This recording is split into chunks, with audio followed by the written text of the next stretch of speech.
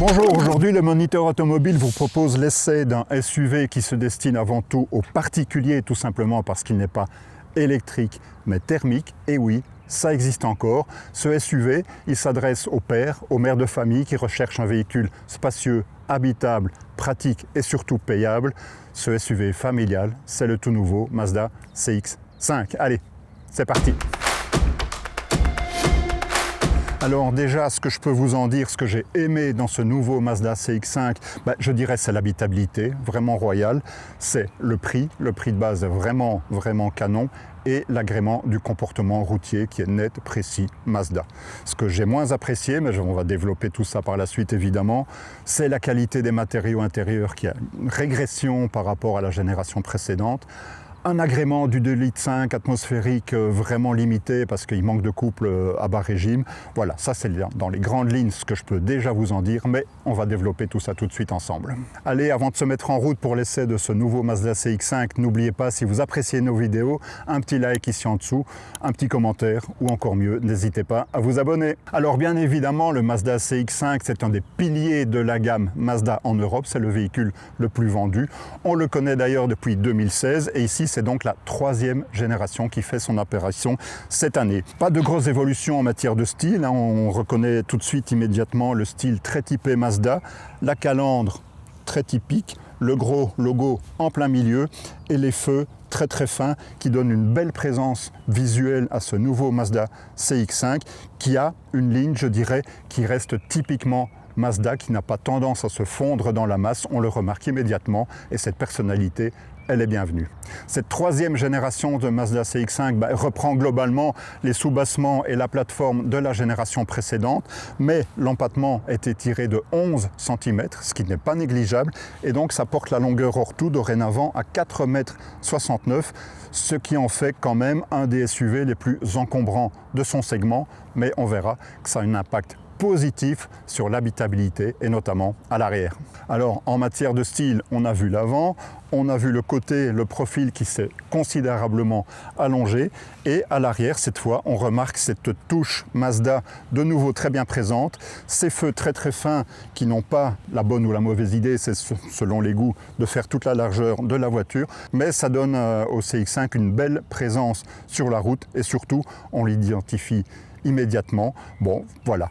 Il y a quelques petits détails sympas, la casquette ici, on aurait aimé peut-être que l'essuie-glace soit masqué comme certains concurrents le font dans la casquette, c'est un petit détail, et la mention de l'unique motorisation disponible, e-Skyactiv G, on va vous expliquer ça tout à l'heure. Alors le Mazda CX-5, on l'a vu, s'est étiré de 11 cm, c'est pas négligeable, et ça a notamment une influence sur le volume de coffre, qui est en progression notable par rapport à la génération précédente, puisqu'en configuration minimale, on a 583 litres, ça c'est vraiment pas mal, c'est 60 de plus qu'auparavant, et si on rabat la banquette, on est à 2019 litres, c'est tout simplement gigantesque, et c'est 380 litres de plus que pour la génération précédente. Alors on l'a vu, le volume de coffre est particulièrement généreux, ses formes régulières le rendent en plus facilement exploitable, mais surtout modulable. Il suffit d'actionner la petite gâchette ici et on a la partie centrale qui s'abaisse, ou si on veut plus de volume encore, il suffit d'actionner cette petite gâchette et là on dispose d'un plancher pratiquement plat. Ça c'est extrêmement pratique évidemment quand il s'agit de charger les bagages pour partir en vacances ou des objets encombrants. Alors le CX-5 s'est considérablement agrandi, on l'a vu, et ça a une incidence évidemment sur l'habitabilité arrière. Regardez, on gagne 6 cm en espace au genou par rapport à la génération précédente. Ça devient réellement royal. On peut vraiment voyager dans de très bonnes conditions. On a des dossiers de banquette qui sont réglables selon 2 crans. On a évidemment le petit accoudoir central qui n'a rien d'exceptionnel, mais bon, il est là. Et on a les 2 prises USB-C et les parties extérieures chauffantes, en tout cas sur cette version haute Omura. On en rediscute un peu plus tard, mais donc vraiment un SUV familial extrêmement habitable. Alors à l'intérieur, ce qu'on remarque immédiatement, c'est cette nouvelle interface numérique de l'infodivertissement 15,6 pouces sur cette version supérieure Omura, 12,6 sur les versions plus bas de gamme, mais ici d'office le grand écran central tactile qui commande absolument tout. Regardez, on n'a pratiquement plus aucun bouton physique.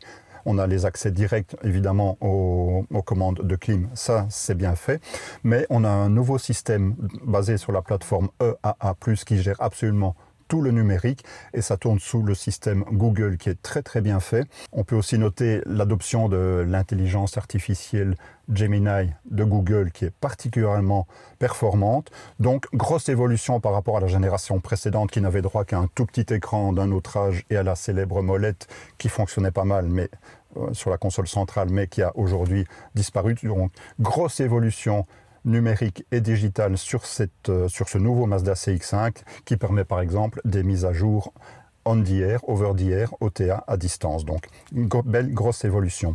En revanche, ce que moi je regrette, c'est que ce système numérique digital, ce nouvel infodivertissement a sans doute coûté assez cher et on sent que Mazda a dû faire des concessions en matière de qualité perçue, ce qui était justement la qualité majeure de la génération précédente. Aujourd'hui, on a des plastiques durs à peu près partout. Voilà, ça sonne creux là. Là, ici, sur le tableau de bord, on a peut-être une surpiqûre, mais qui n'est que de la décoration parce que c'est un plastique dur. Plastique dur là, franchement, ça, c'est un petit peu dommage, c'est un peu la contrepartie, je dirais, de cette belle évolution numérique. Il fallait compenser quelque part.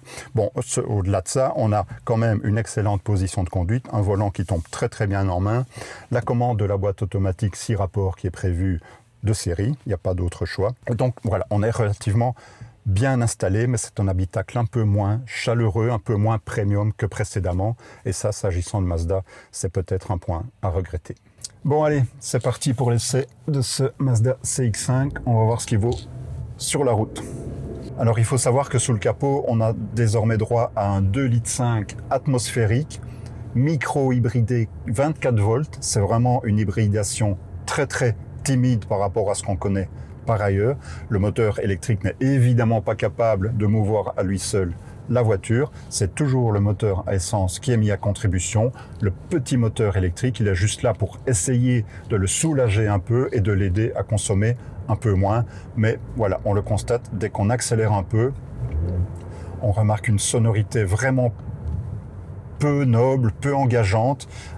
Et en plus, comme il y a un léger manque de couple à bas régime, on est souvent obligé de fonctionner à haut régime pour avoir un peu de reprise, de dynamisme. Et là, effectivement, ça s'accompagne d'un niveau sonore assez élevé, comme vous pouvez l'entendre.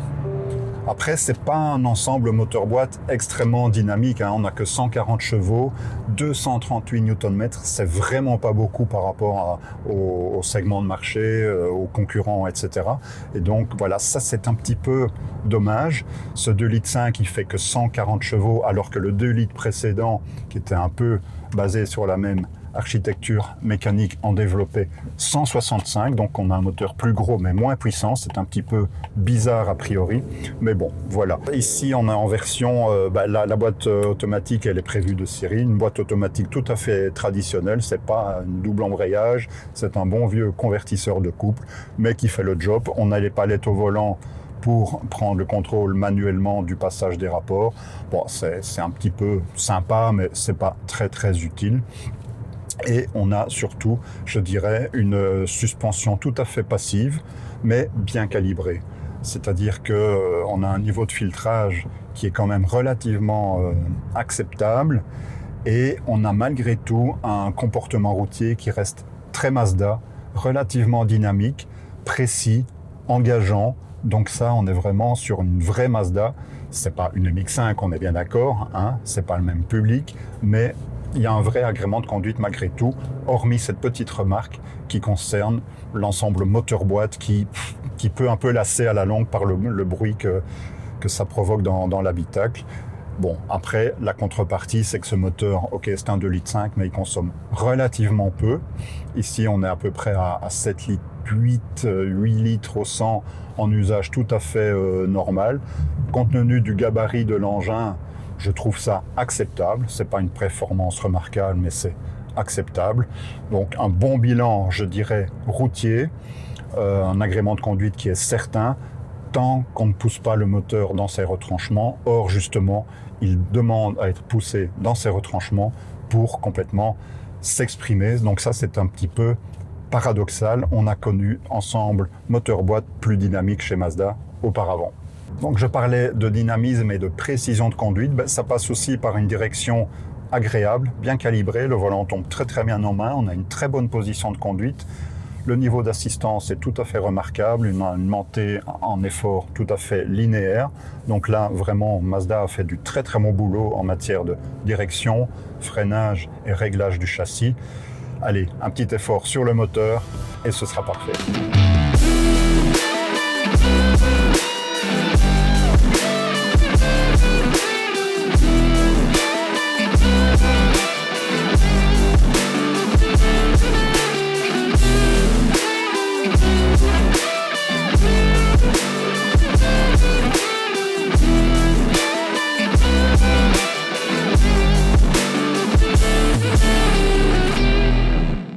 Allez, il me reste à vous parler prix, un point crucial évidemment. Alors ça, c'est la bonne surprise. Ce Mazda CX-5 en version de base commence effectivement à 32 690 € en version traction. La boîte automatique est de série. Ça, c'était plutôt une bonne nouvelle, un très bon prix, concurrentiel compte tenu des qualités d'habitabilité, d'équipement et d'agrément routier. C'est imbattable. Alors évidemment, si vous voulez la version supérieure Omura qui est disponible en 2 ou 4 roues motrices, si vous la voulez en 4 roues motrices, on va dépasser les 46 000 €. C'est un budget, mais c'est un budget d'une voiture absolument équipée de tout. Donc voilà, le prix, c'est l'atout principal de ce nouveau Mazda CX-5. Alors à 4,69 m, ce nouveau Mazda CX-5 s'inscrit dans un segment extrêmement disputé. Parmi ses concurrents les plus directs, on peut évidemment citer le Citroën C5 Aircross, même longueur, même gamme de prix. 4,69 m, on est à mi-chemin, je dirais, entre un Peugeot 3008 et un Peugeot 5008, qui lui dispose de cette place. On peut aussi, évidemment, pour rester chez Stellantis, citer l'Opel Grandland. Et chez Volkswagen, à 4,69 m, ce CX-5, il se situe à mi-chemin entre un Volkswagen Tiguan et un Volkswagen Tayron. Voilà, vous pouvez maintenant le situer un peu plus précisément sur le marché. Voilà, vous en savez désormais un peu plus sur ce tout nouveau Mazda CX-5. Ce que moi j'en retiens, c'est des qualités d'habitabilité, d'aspect pratique, de volume de coffre, effectivement, de comportement routier qui est quand même bien Mazda, bien sympa. Après, on se rend compte effectivement qu'il y a quand même des défauts au niveau de la qualité perçue. C'est une régression par rapport à la génération précédente, beaucoup de plastique dur. Ça, c'est un petit peu dommage. Et alors, je ne suis pas entièrement convaincu non plus par ce 2,5 litres atmosphérique qui manque réellement de ressources au régime intermédiaire, à bas régime, manque de couple et donc il demande d'être cravaché. Et ça s'accompagne d'un niveau sonore qui va crescendo. Ça manque un petit peu de raffinement. Voilà, j'espère que cette vidéo vous a plu. On se retrouve bientôt pour d'autres essais vidéo sur la chaîne Moniteur Automobile.